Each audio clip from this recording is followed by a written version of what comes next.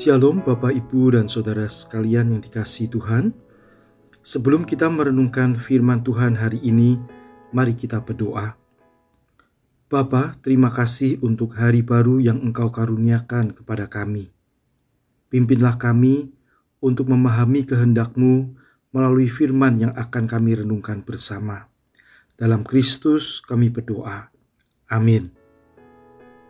Kita akan melanjutkan pembacaan kita dari Ulangan pasal 27 ayat yang pertama hingga yang ke-26. Namun saya akan membaca beberapa bagian ayat, yaitu ayat yang pertama hingga yang ketiga dan ayat 26. Demikian firman Tuhan.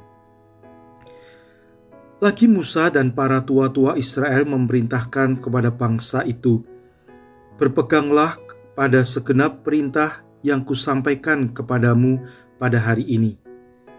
Dan pada hari kamu menyeberang sungai Yordan ke negeri yang diberikan kepadamu oleh Tuhan Allahmu, maka haruslah engkau menegakkan batu-batu besar dan mengapurnya.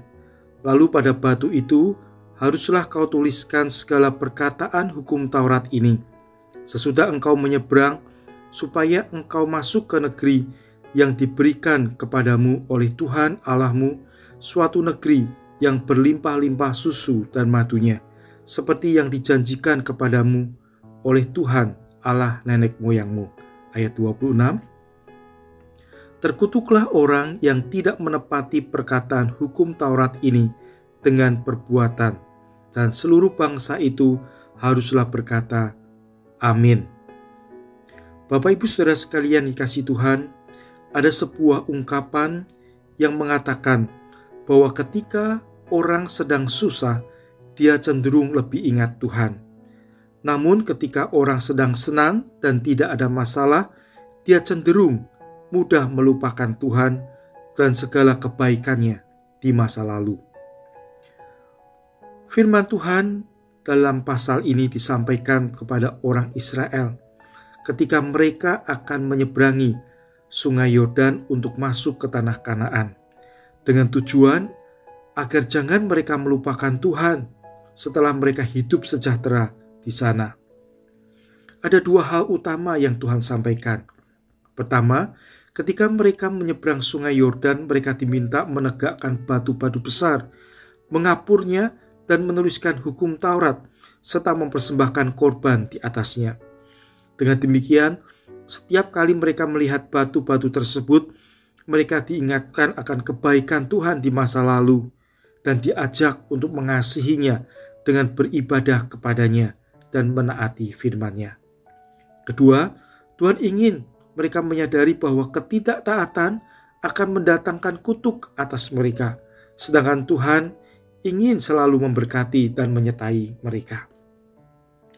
Saudara, pasal ini mengingatkan kita, yang pertama, untuk bersyukur atas kebaikan Tuhan dalam hidup kita, khususnya anugerah pengampunan dosa dan hidup kekal yang kita dapatkan di dalam Kristus. Pasal ini juga mengingatkan kepada kita yang kedua, untuk selalu mengingat kebaikan Tuhan dalam hidup kita. Ini akan terus menjaga hati kita penuh ucapan syukur dan hati yang mengasihi Tuhan. Pasal ini juga mengingatkan kepada kita yang ketiga, untuk selalu rindu dengan segenap hati menaati kehendak Tuhan sebagai ungkapan rasa syukur kita atas segala kebaikannya. Kiranya Tuhan terus menolong kita untuk hidup berkenan kepadanya dengan mengingat kebaikan Tuhan dan mensyukurinya melalui tindakan kita untuk hidup dalam kehendak-Nya. Mari kita berdoa. Bapa, terima kasih untuk firman-Mu. Tolong kami selalu mengingat kebaikan-Mu dan hidup sesuai dengan firman-Mu. Sertai setiap aktivitas kami hari ini, agar semuanya berkenan kepadamu dan memuliakan nama-Mu. Dalam Kristus kami berdoa. Amin. Demikian renungan kita hari ini. Tuhan memberkati kita.